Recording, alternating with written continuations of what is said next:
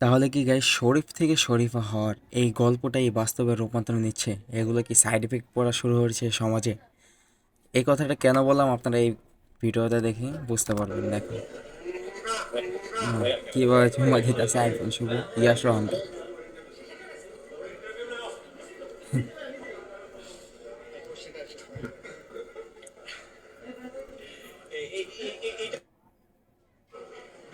এটা হচ্ছে bonding, nice bonding.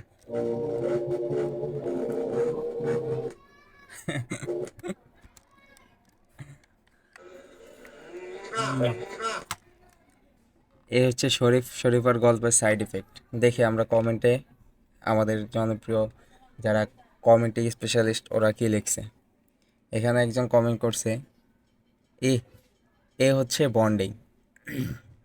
তারপরে তানিয়া রহমান দীপ্তি এ লিখেছে, ইয়াশ রোহানের গলায় শুভ দেয় উম্মা, শুধু আমারে কেউ দেয় না চুম্মা। এ হচ্ছে লিগাল কথা, উম্মা চুম্মা। এবার হচ্ছে শেখ মুজিব ফ্রম দারাজ, সে মজা পাইছে দুইজন, সেই ফিল। এখানে আরেকজন লিখছে, শুভ কি গে নাকি? আসলে বুঝলাম না। শুভ তারে দিছিল। ভাই রে ভাই, সবাই লেখছে এখানে বেশিরভাগই নাইস বন্ডিং, নাইস বন্ডিং সি। এখানে আরেকজন লেখছে, শেখ মুজিবুর রহমানকে অপমান করলো।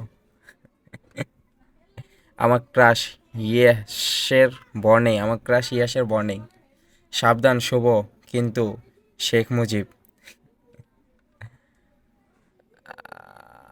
বন্ডিং বন্ডিং বন্ডিং, সবাই বন্ডিং লিখতেছে। অত্যা ফুচকা। এখানে দাদাকে তার গৃহীতাকে। এখানে আরেকজন লিখছে, এখানে দাদাকে আর গৃহীতাকে বুঝলাম না আসলে। এখানে দাদাকে গৃহীতাকে এটা আসলে বুঝলাম না। শুভ থেকে শরীফ থেকে শরীফা হওয়ার গল্পর সাইড এফেক্ট শুরু হয়ে গেছে, দেখুন আপনারা।